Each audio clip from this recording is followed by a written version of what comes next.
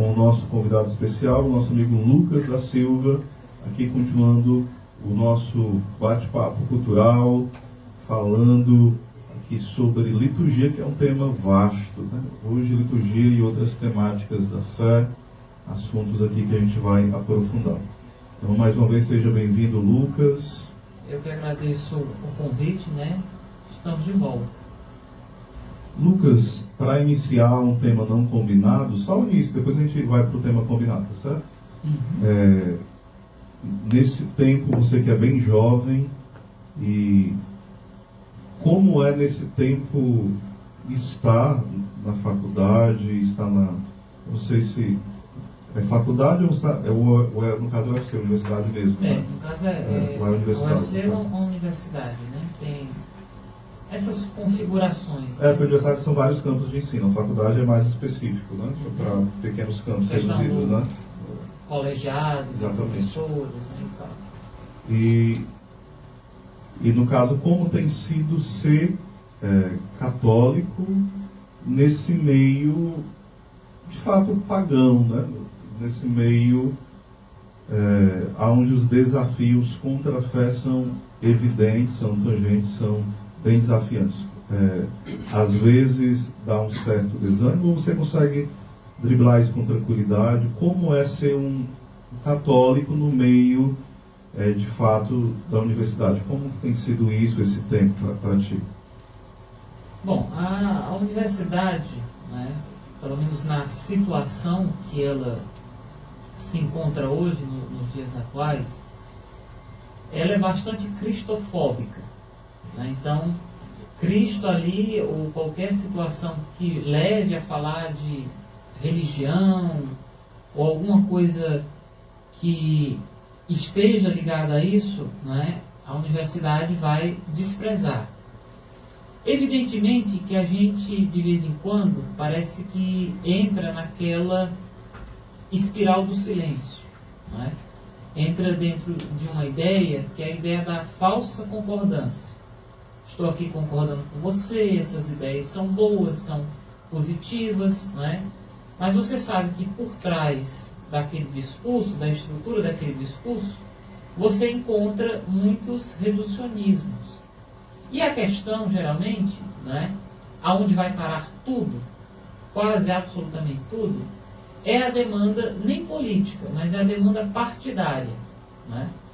Certa vez um bispo aqui muito conhecido no Brasil disse que a universidade era o lugar da militância. Né? Ele não está errado não, né? Mas no lugar onde ele ocupa, isso ficou bem complicado, essa fala, né? Mas de fato ela é uma fala que a gente confirma na realidade. É muito difícil, né, falar sobre religião, qualquer religião, dentro da universidade.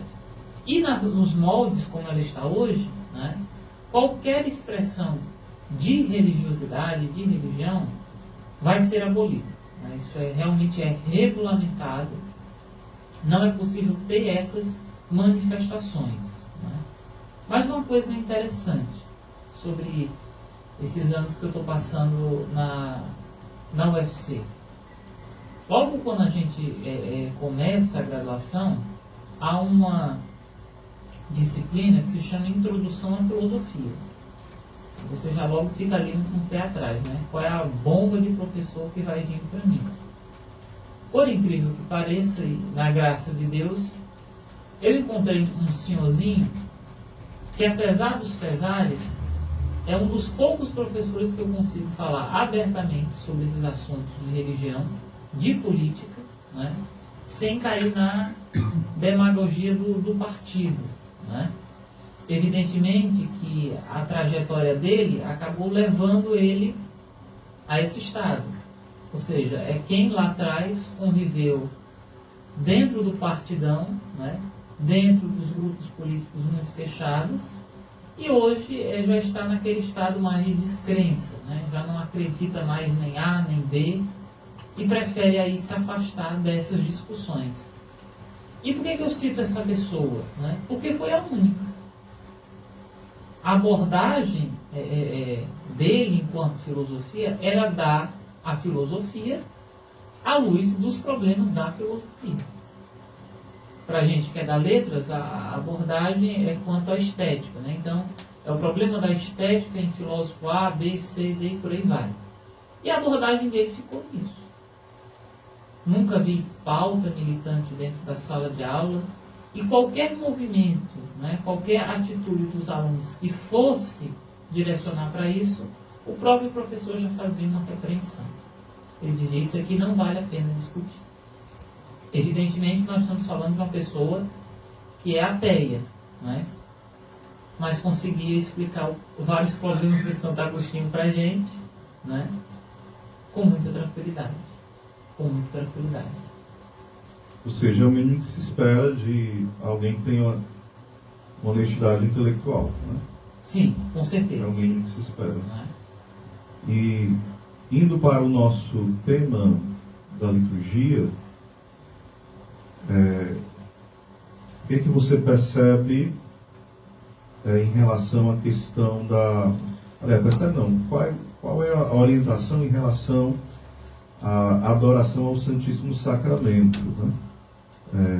Orientação, ou como a gente deve viver esse momento da adoração ao Santíssimo, se é cabível dentro da Santa Missa, ou isso depende do pároco. Não sei se você já estudou esse tema, se não a gente pode passar para outro, é muito tranquilo, viu? Porque é um bate-papo bem livre aqui, então a gente pode, mas como essa temática da adoração ao Santíssimo dentro da liturgia, se é próprio de acontecer dentro da Santa Missa, é extra Santa Missa.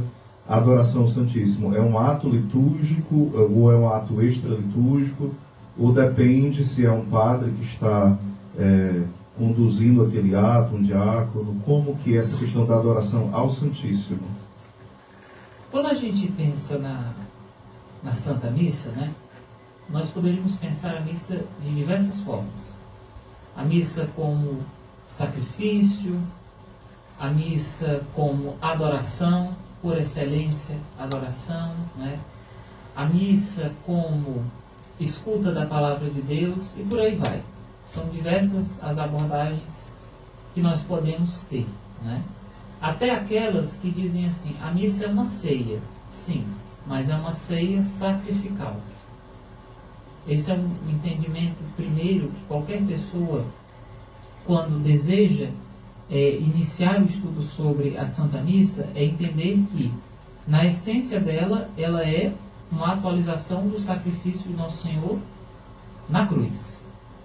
Então, também podemos dizer que a missa é Calvário. E quando nós queremos ir para esse aspecto que é da adoração, aí nós entendemos a Santa Missa como no lugar das excelências. Que a partir dessa adoração, nós podemos obter graças. Só que aí fica assim, né? Bom, só é adoração a partir do momento da liturgia eucarística? Não. É adoração durante toda a extensão do momento da Santa Missa. Logo, quando nós iniciamos ali na procissão de entrada, né? Que nós atentamos o nosso olhar para a cruz, porque ela vem primeiro ali, já é possível sim começar uma adoração.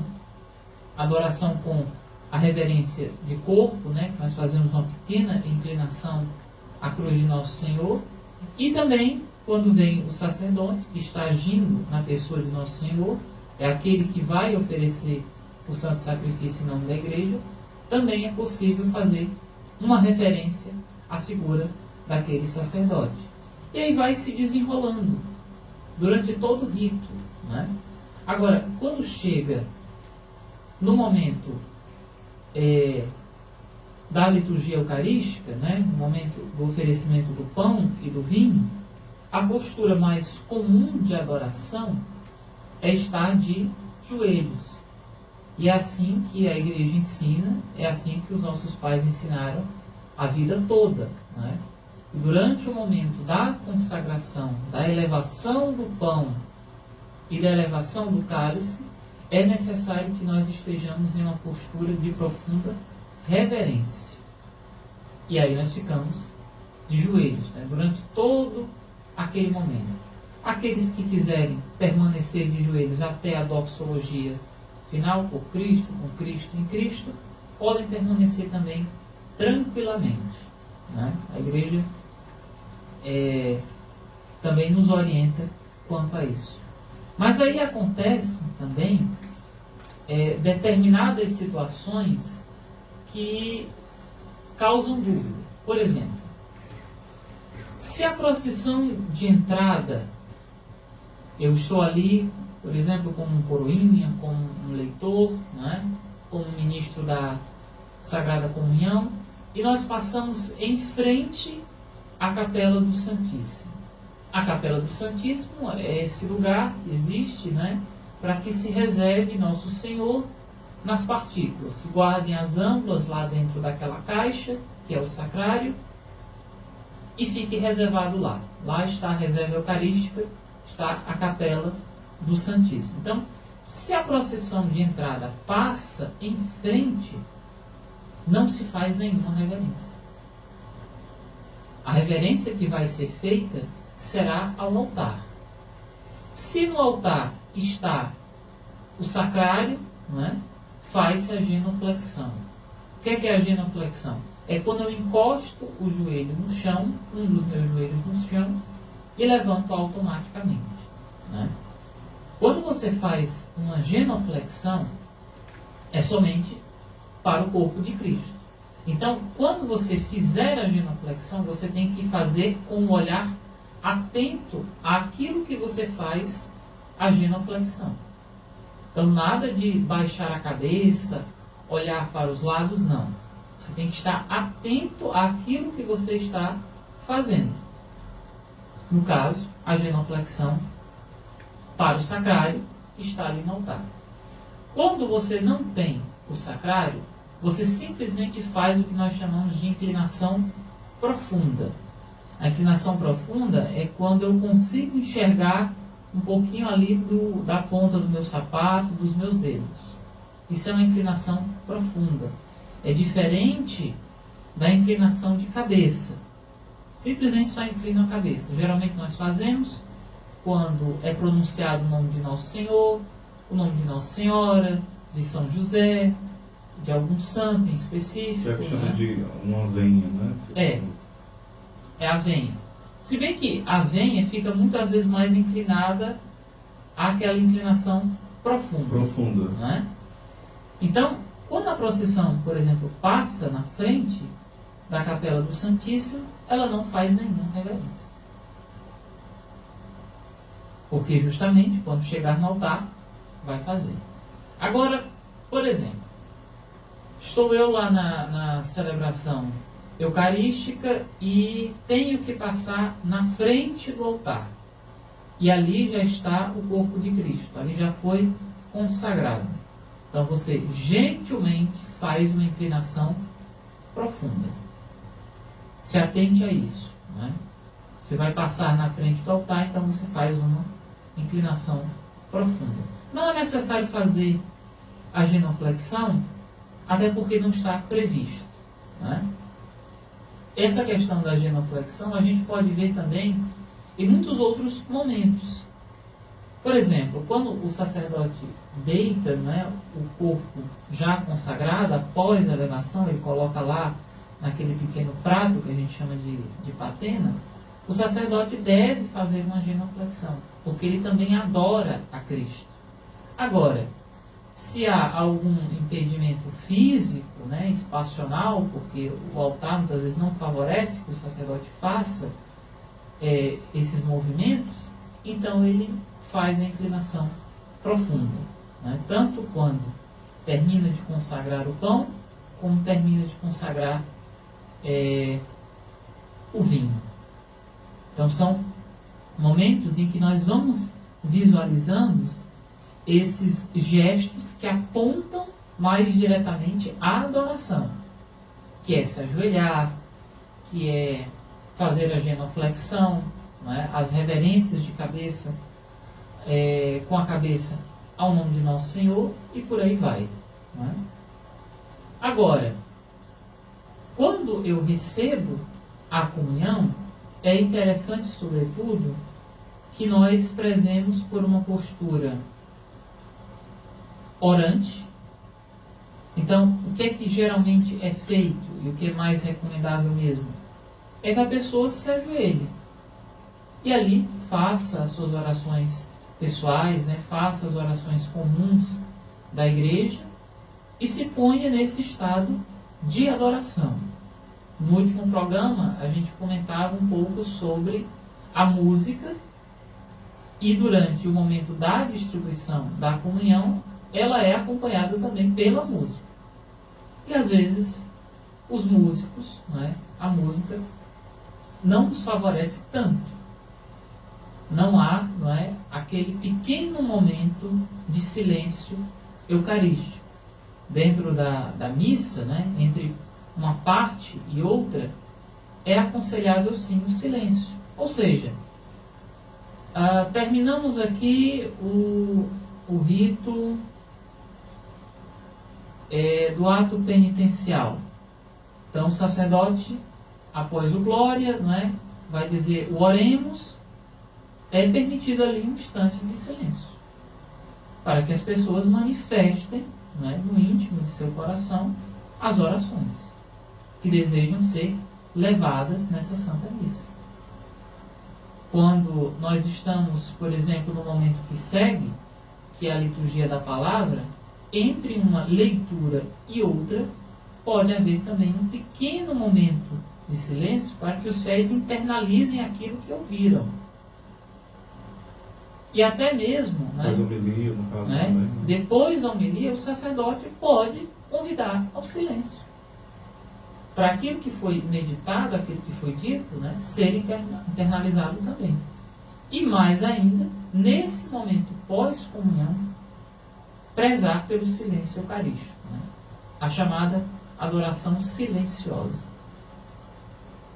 E por aí vai esses momentos que apontam para a adoração. Dentro da questão dos gestos, aproveitando essa questão, o que na missa indica o sentar, o ficar de pé, a gente falou do ajoelhar, mas o ato de sentar, o sentar sempre existiu na liturgia, ou não? O sentar começou de uns tempos para cá, a questão do ficar de pé, significa o que dentro da Santa Missa, esses gestos mais simples, quer dizer o que dentro da missa? Quando é que eu fico de pé? Quando é que eu sento? Para quais as finalidades? O que isso diz, esses gestos tão simples de sentar e ficar de pé? Bom, estar sentado ou estar de pé, são duas posturas que se encaminham para o mesmo lugar, que é a postura de atenção. Que você está atento àquilo que está sendo dito, àquilo que está sendo lido, àquilo que está sendo rezado. Evidentemente que quando nós chegamos na igreja, nós buscamos um lugar conveniente para se acomodar. Seja nos bancos, seja nas cadeiras que estão disponíveis, mas nós buscamos esse lugar que nós, na nossa convenção, achamos aqui é melhor para participar. E o que nos indica que a celebração vai iniciar, é um costume que eu percebo que está voltando agora nas igrejas, que é um sino que tem próximo à porta da sacristia. Então, alguém vai lá, um coroinha, alguém que está designado para isso, sacristão, não sei, e bate o sino. Quando tem esse badalo, os fiéis entendem e o grupo de músicos também entendem que ali vai começar a Santa Missa. Então, que aquele cortejo que vai sair ou da sacristia, se for fazer um cortejo menor, ou se não da porta principal, vai passar e vai iniciar a Santa Missa. Então, com o badalo do sino, nós entendemos que precisamos ficar de pé, porque vamos acolher. Outros momentos, A questão, por exemplo, do Pai Nosso. Para não interromper, a questão do Pai Nosso, porque a gente viu um pouquinho uma mudança, não sei se é a mudança em si. Por exemplo, na hora que o padre está pronunciando, agora ele fala assim, já há um convite de erguer as mãos, antes não tinha esse convite. agora há um convite mesmo do ato oficial da oração, de erguer as mãos. E antes ficava muito a critério da pessoa colocar a mão assim, a gente via que cada um ficava de um jeito, com a mão para trás, outro levantava, outro dava as mãos, outro ficava com a mão no coração. Sabe para onde vai? Ficava assim, se fosse uma foto, ninguém sabe para onde ia, né? Mas agora a gente escuta um convite do padre, do advento agora para cá, desse convite de erguer as mãos. Como era essa orientação e como é agora, ou ainda é a mesma, como é a questão do gesto do Pai Nosso para os fiéis? Nunca esteve previsto, né, que o povo deveria erguer as mãos. Na tradução anterior. No que está previsto hoje, né, o que diz lá? O sacerdote ergue as mãos, abre as mãos e prossegue com o povo. Com é uma preposição que indica companhia. Então, que deve fazer junto, que se faz junto. Eu ainda não consegui verificar se é uma parte, se é uma fórmula específica. Ou seja, quando o sacerdote deseja efetivamente, né, que o povo reze com as mãos erguidas a oração do Pai Nosso. Junto nós já rezávamos. Ele convida, deve ser pronunciado. O povo deve pronunciar essa oração. Nós não vamos dizer o amém, porque se emenda, né, livrai-nos de todos nós. Então faz o que a gente chama de embolismo, né, que é emendar uma oração na outra e por aí segue. Mas hoje há uma forma que está prescrita, que tem um convite, né, que o povo prossiga de mãos erguidas a oração do Pai Nosso com o povo. Então, é também aquela questão, é se atentar a isso que o sacerdote está pedindo, né? Se não, você permanece ali com as suas mãos juntinhas, orantes, né, porque este convite não foi feito para prosseguir de mãos erguidas, rezando. Olha, isso aí é uma parte específica já do Pai Nosso, né?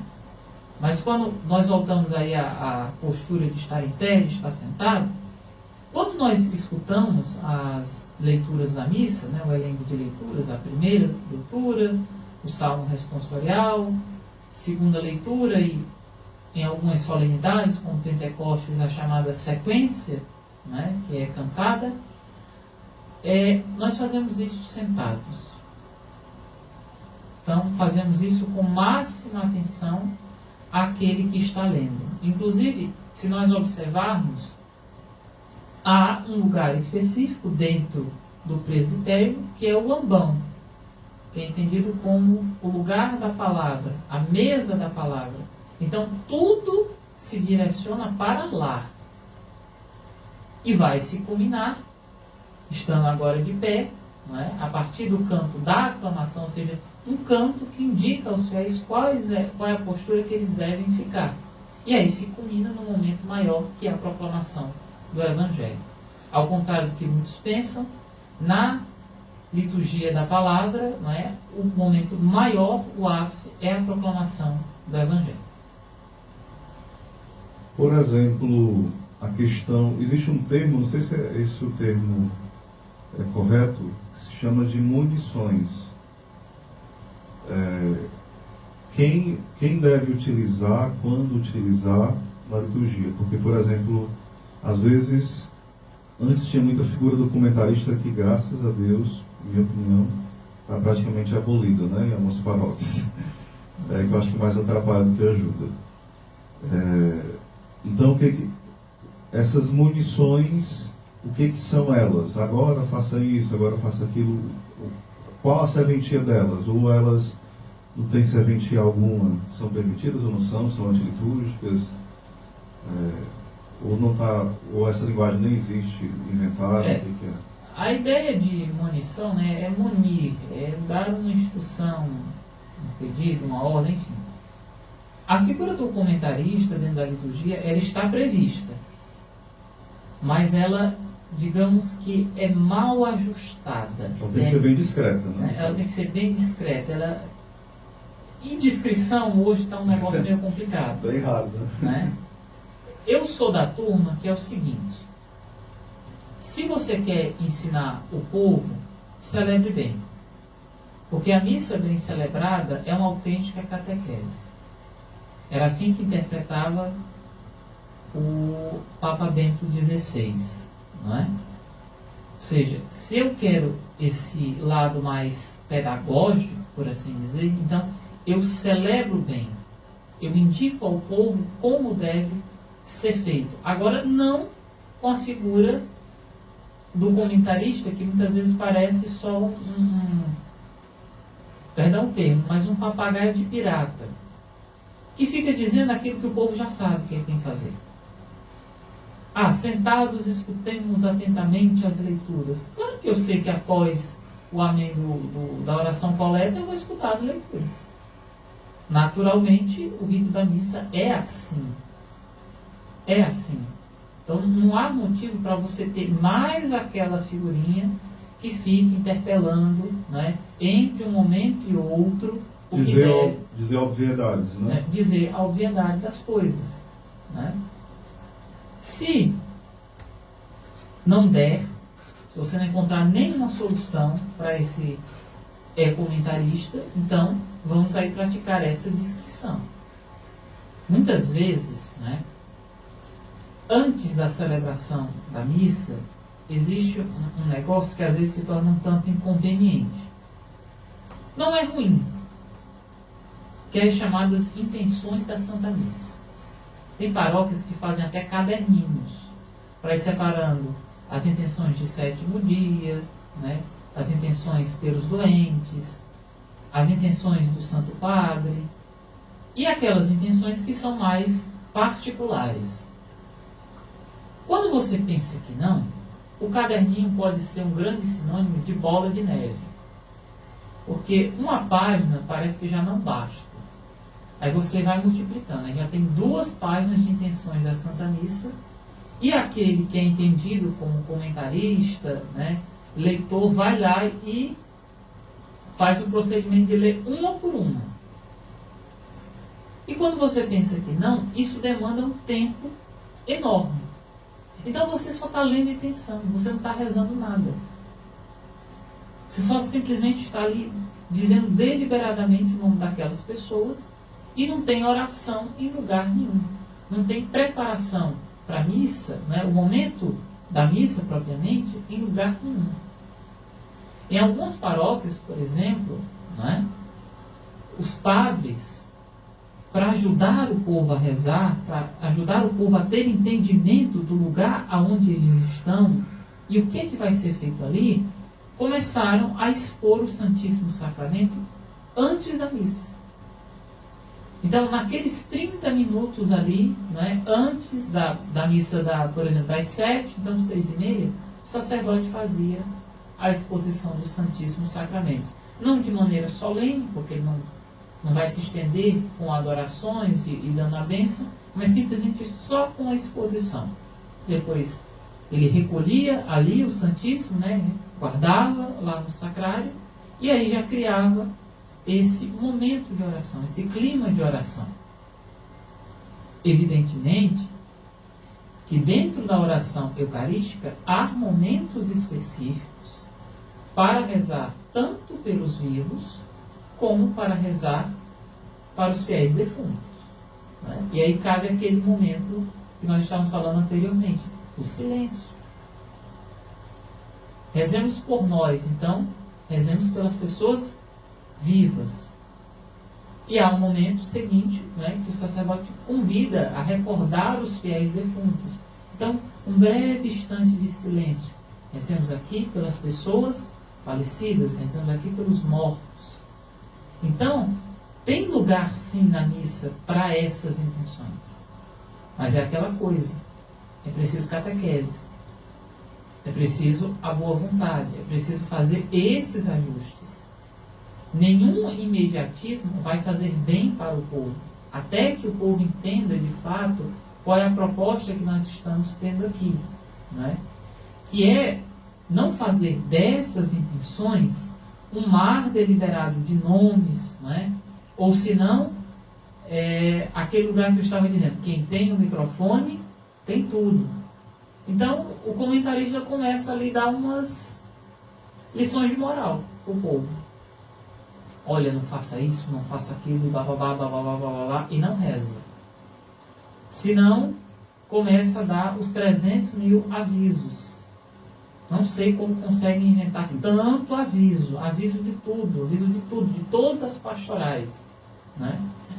Do mês inteiro, né? Do mês inteiro. É um bom sinal? Porque é sinal que a vida paroquial está ativa, né? Está ativa. Mas também tem lugar para isso. Né? Antes de dar a bênção final, o sacerdote queiram sentar-se um instantinho e vamos aos avisos, né? Aquilo que é mais importante. Então tem lugar para tudo, mas cabe colocar as coisas no seu lugar. A questão da... Hoje estou fazendo perguntas como se fosse assim, alguém que chegou aqui e não foi nem batizado, está perguntando assim, se fosse até um ateu, né? Curioso, estudando religiões, né? A questão da autocomunhão. Eu posso chegar e o padre senta lá, na cadeira lá, está no presbitério, senta, não sei se... Fica lá no cantinho dele, né? Os meninos vão distribuir a comunhão, ele fica sentadinho. 2 perguntas não só, né? Uhum. Se o padre deve ficar lá sentadinho, ele estando bem de saúde, e mandar os ministros ir dar a Santa Comunhão. E a outra é, os fiéis devem vir para o altar e mesmo se dar a comunhão. Se essas 2 coisas podem, se são tranquilas. Bom, o que seria autocomunhão? Né? É tomar a comunhão, é tomar o corpo de Cristo e, às vezes, em alguns casos, o sangue de Cristo também, por si mesmo. Então, é o ato de você ir lá, na âmbula, com as partículas consagradas, pegar a hóstia, molhar com algumas gotas que está lá no cálice e tomar para si. Isso é extremamente proibido na igreja. E onde há o lugar que isso se pratica, seja imediatamente abolido. Ou, por exemplo, se você ver uma situação em que isso está se tornando uma prática frequente, não é? É dever seu denunciar. É dever seu fazer uma abordagem, não é? A quem está ali administrando dessa forma o sacramento. Então, por exemplo, no caso, o fiel que está na missa, e sabendo disso, ele deve comungar ou não, ou isso é uma questão bem complexa de se afirmar? Não tem como. É uma questão realmente bem complexa. Porque, veja... Não dá para entrar nesse mérito. Veja a seguinte situação. Nós estamos em uma missa que tem um grande número de fiéis. O sacerdote já designou os seus ministros, né, extraordinários da comunhão, e aparentemente ele visualiza ali que não vai dar para que aquela comunhão seja distribuída no tempo previsto. O que é também outra coisa que fica assim meio no ar. Mas tempo para comunhão, as pessoas vieram para comungar, e para comungar bem. Então, eu vou permitir que elas comunguem bem. Né? É entender que eu vou dar a comunhão até o último fiel que estiver na fila. Só se ele não puder comungar. Então, aí eu nego. Né? Gentilmente, ali, né, na situação, se o padre entende que aquela pessoa está em pecado mortal, né, não está podendo receber, ele pode orientá-lo. Não, você não vai receber a comunhão. Em que ocasiões o padre pode fazer isso? Pecado público? Também. Né? Em que mais ocasiões? Por exemplo, vamos pensar o seguinte, a pessoa fez uma grande confusão na sacristia antes, né? E o padre entendeu ali que foi um pecado grave, né? Ele está no entendimento que aquela pessoa não está habilitada para receber a comunhão, ou quando a pessoa tem alguns problemas aí nessa questão do namoro, né, e tal. Então o sacerdote, ele reconhece o fiel que ele não está habilitado. Então ele pode, né, sim, orientar e dizer à pessoa, não, agora não é possível. De forma tranquila, discreta. Né, discreta.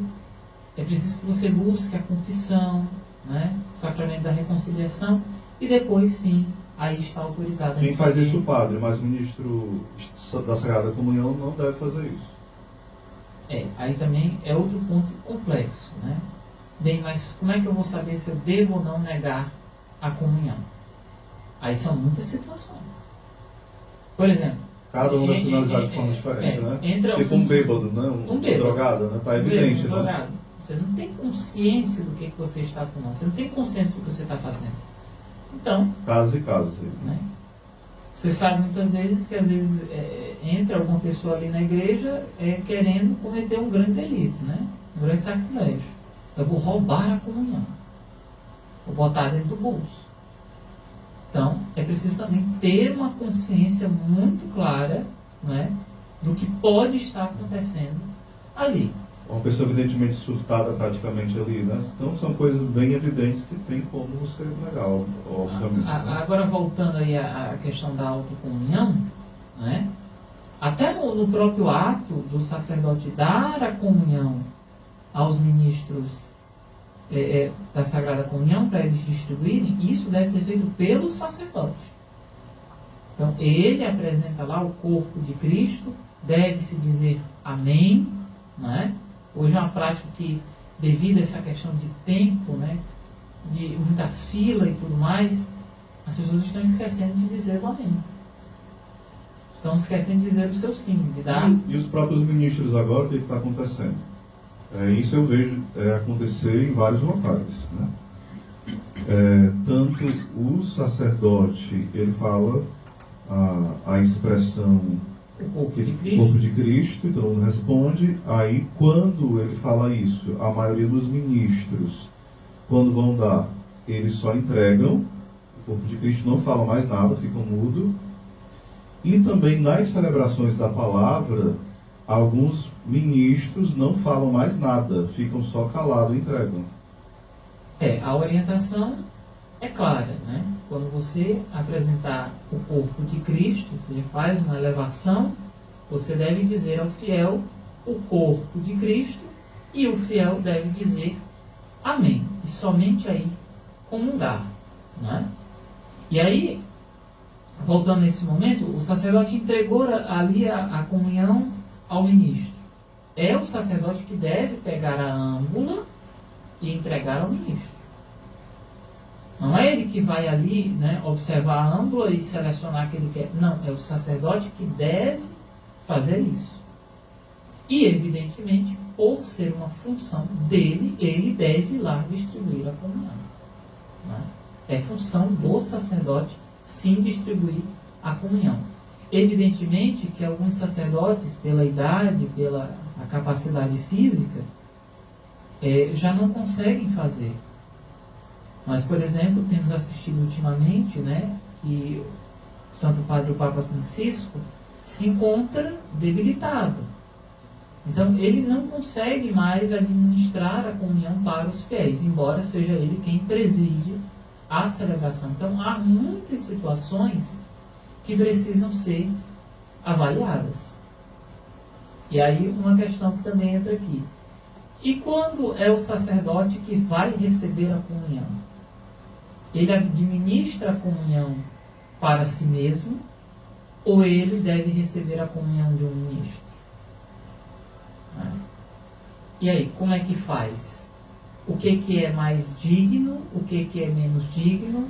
O que é que não cai no rubricismo? E por aí vai. São questões muito complexas, né? Demandam mais tempo, demandam mais análise para o nosso entendimento, né?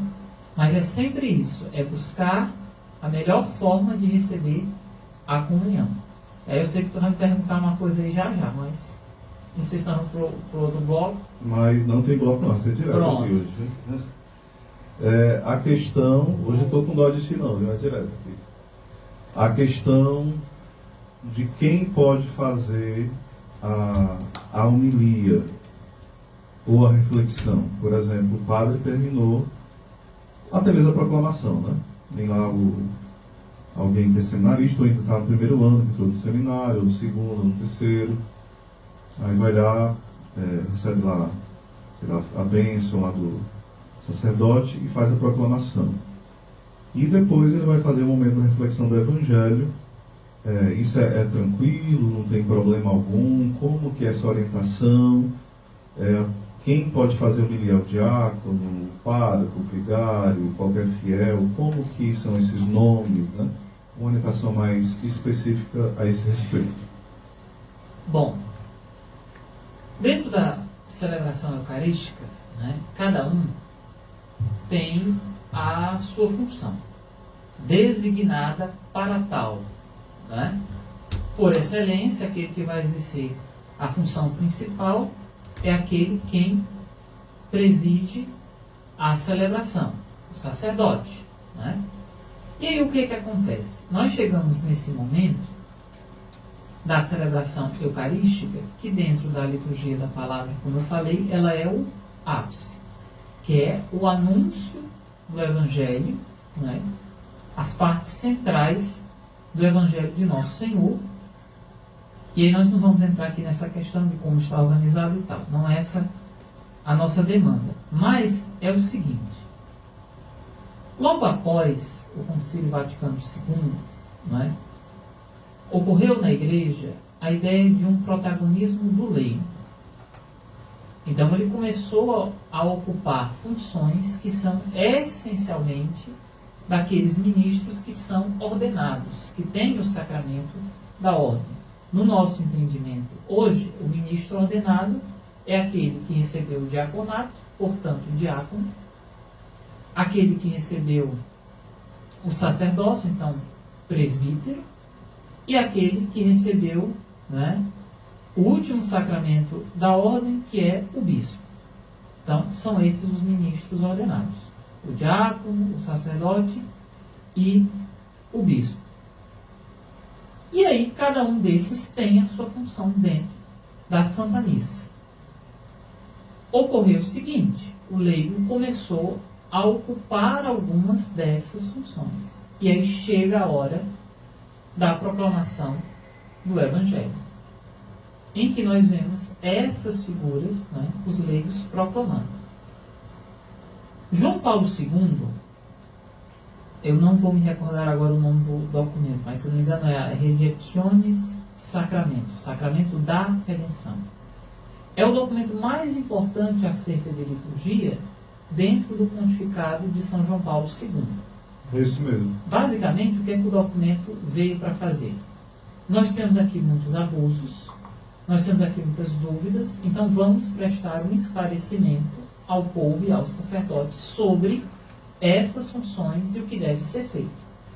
E uma das partes do documento comenta a respeito disso. Se o leigo pode ou não fazer a proclamação do Evangelho e o momento que segue, que é a homilia. E o documento é bem claro. Não. Não é permitido que nenhum leigo faça essa proclamação, a leitura do Evangelho e muito menos a homilia. É reservado somente ao diácono. Uma das funções, interessante, né? Dentro da Santa Missa, uma das funções do diácono específicas é proclamar a palavra. Ele recebe o livro dos Evangelhos, que é o Evangeliário, no dia da sua ordenação, e ali já se visualiza uma das suas funções. Então, é designado ao diácono proclamar o Evangelho. Mas se o sacerdote também preferir, ele pode proferir a homilia. Também é designado ao sacerdote fazer a proclamação. Mas o seminarista recebeu o leitorado. Sim, leitorado é uma coisa. Ele está habilitado, né, como leitor instituído para fazer o elenco de leituras da missa. Então, ele pode proclamar uma daquelas diversas leituras, mas não está autorizado, né, a proclamar e muito menos fazer a homilia, que é o que nós temos enxergado hoje. Mas isso aqui seria um ensaio. Tenham calma, tenham paciência. No momento certo, né, ele precisa receber as ordens, o sacramento da ordem, para que ele tenha aquela função. E aí o documento ainda acrescenta, mas os religiosos, né, também não. São dispensados e não é permitido. Então, o entendimento que nós precisamos ter é o seguinte: quem está autorizado para fazer a proclamação do Evangelho, a leitura do Evangelho dentro da missa e a homilia, é somente os ministros ordenados. Não vamos confundir as coisas. Um seminarista pode receber o leitorado e o acolitato, ou seja, leitorado para proclamar as leituras da missa, e acolitato para servir em qualquer uma das funções da missa e distribuir a Sagrada Comunhão. Isso habilita ele, né? Somente isso. Mas ele ainda é um leigo? Sim. Ele ainda é um leigo. Então essa é a correta interpretação dos documentos e que foi algo muito importante dentro do pontificado de João Paulo II. O documento não trata somente isso, né? Mas quando foi tocado nessa questão, foi dado esse esclarecimento. Até que momento, Lucas, a pessoa pode, quando chega na missa, ainda comungar? Por exemplo, eu cheguei atrasado na missa, já estava no ofertório. Aí eu posso comungar ainda, se eu estou em estado de graça, ou não. Eu cheguei e já estava no santo, né? Aí, de domingo, né? Aí eu participei, preceito. E aí, ontem, Imaculada Conceição, cheguei e já estava, sei lá, terminando a homilia, eu estava lá no Abraço da Paz, por exemplo.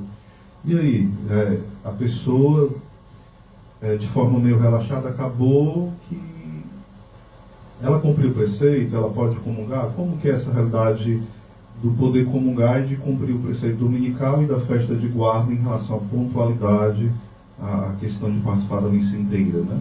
Porque tem relação com o terceiro mandamento da lei de Deus e com o primeiro mandamento da lei da igreja, que é participar também de missas inteiras, né? Bom, a minha orientação é o seguinte, né? É que se você chega demasiadamente atrasado, né, e não participa dos ritos que estão previstos na própria estrutura da missa e só vai lá almejando, né, receber a comunhão e ter ali um entendimento que cumprir o preceito e tudo mais, né, é que não faz. Mais do que só estar ali na missa, é preciso também ter aquela preparação, né, remota para ela. Então, a preparação espiritual, a preparação do corpo, a preparação do espírito, é entender também aquilo que nós vamos celebrar. Por exemplo, ontem, né? Ontem foi um dia de preceito, solenidade da Imaculada Conceição. É uma solenidade de dia fixo, então só acontece no dia 8 de dezembro, né? Nós precisamos ir à igreja, precisamos cumprir o preceito, está aí entendido, né? Mas se eu vou de qualquer forma, aí já fica mais complicado. Essa questão do atraso, né? Muita gente tenta determinar até onde pode se atrasar. Se for assim, meu amigo, o pessoal vai começar a atrasar deliberadamente. Então você vai marcando um ponto. Até aqui pode, até aqui não pode. Né? Mas a orientação que eu deixo, né, é que não comungue. É que tenha esse entendimento. Eu não participei daquilo que estava previsto. Evidentemente que de vez em quando nós não conseguimos evitar os atrasos, né? E temos uma boa intenção. São circunstâncias, né? São circunstâncias. A questão do jejum eucarístico, qual é a orientação do jejum eucarístico? Tipo...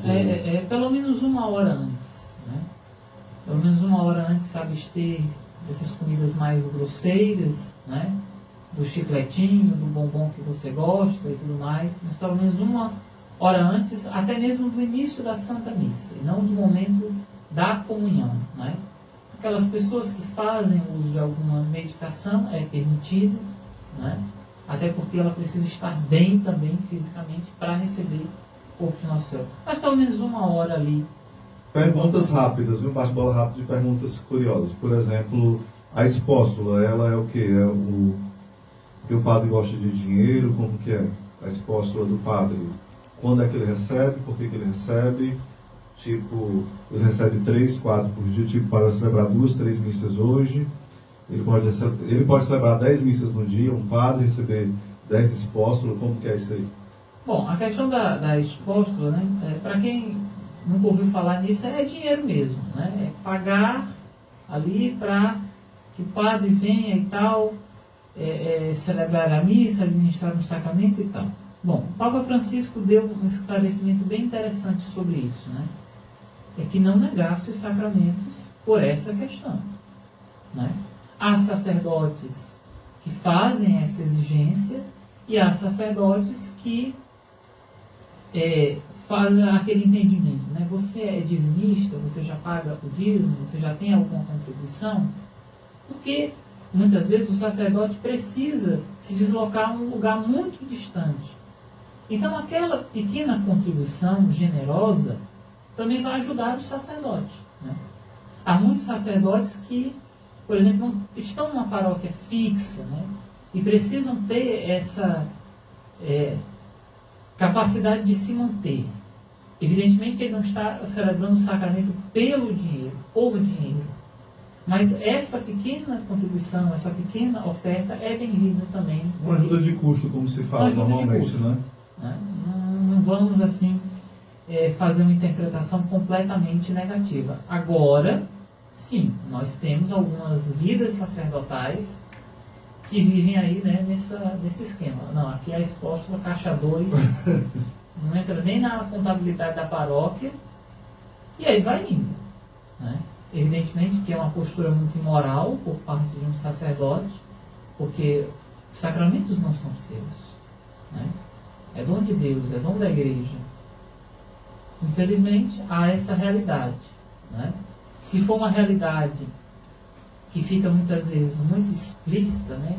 Muito aparente, muito clara, aí sim é necessário uma pequena intervenção, um aconselhamento sobre essa postura do sacerdote, né? Porque, mas a gente pode se perguntar, bem, mas quanto custa uma missa financeiramente? Não é esta pergunta que deve ser feita, né?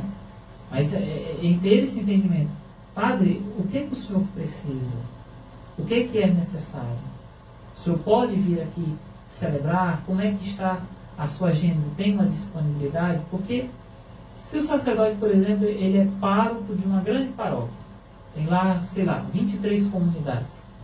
Se ele for, de fato, muito ativo, ele é devidamente ocupado, né? Então, essa questão aí da espóstula fica nesses dois campos, né? Pode ser positivo quando é uma ajuda de custos, mas pode se tornar muito negativo quando se torna algo deliberadamente pessoal, né? Um leigo, ele pode abençoar a água, tipo assim, invocar a água ficar abençoada, tipo eu estou aqui, né? Aí eu vou abençoar essa água. O leigo tem esse poder de fazer algo virar um sacramental, essa graça. Como que é o leigo? Sem ser alguém ordenado. Nesse aspecto aí, se a gente for considerar aqueles dois princípios, né, que regem a liturgia, é necessário que seja feito por um ministro ordenado, então um sacerdote, um diácono ou um bispo, e que sejam utilizadas as fórmulas prescritas pela igreja, né, para conceder tanto a bênção para a água, aos espaços, né, a bênção aos noivos, a uma grávida e por aí vai. Então, a indicação sim é que você procure um sacerdote, ele vai usar a fórmula devida, prevista pela igreja, para que, diante daquele ser, diante daquele espaço, diante daquele objeto, tenha, né, a intenção validada e tenha o sacramento validado também. Pois é, teria umas 100 perguntas para fazer com o Lucas ainda, mas isso não quer dizer que ele não venha mais, ele vai vir outras vezes, eu estou dizendo, né? E ele vai confirmar que sim. Vem, Lucas, ou não? Eu digo que sim. Para o bem do povo, ele diz que sim, né? Então, muito obrigado, Lucas, pela sua participação.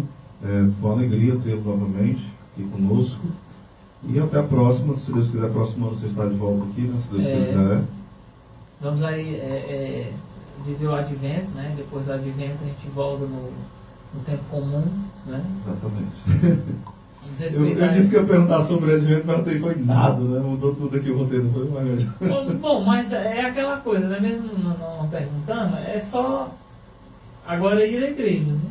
Nós estamos no advento. Eu gostei, viu? Fechou em chave de ouro, viu? Tem que se admitir isso, né? Mas é aquela coisa, né? Vamos estudando, vamos amando e vamos entendendo aquilo que celebramos, né? Mas você que vai à igreja agora, não se assuste se você for lá no presépio, né, e não ver o menino. Tenha calma. Não roubaram, né? Não roubaram, ninguém levou, né? Ele só está para chegar. E a igreja agora faz essa meditação. Nós estamos numa espera. A espera expectante, né? É isso que quer dizer advento. Advém, aquele que vem e vai chegar, né? É isso aí, queridos irmãos. Até segunda-feira com o programa Boa Nova de Paz. Dia 13, nós estamos com a presença aqui já confirmada do nosso querido seminarista Guilherme, né? Vai estar falando conosco sobre uma temática bem interessante sobre vida interior. E o Marcondes vai estar aqui gravando, né, se Deus quiser. E a gente vai estar retransmitindo depois no Em Defesa da Fé, no sábado, a participação do Guilherme. Então vai ser bom demais esse bate-papo com o Guilherme. Até segunda, se Deus quiser, e até sábado também, com a graça de Deus.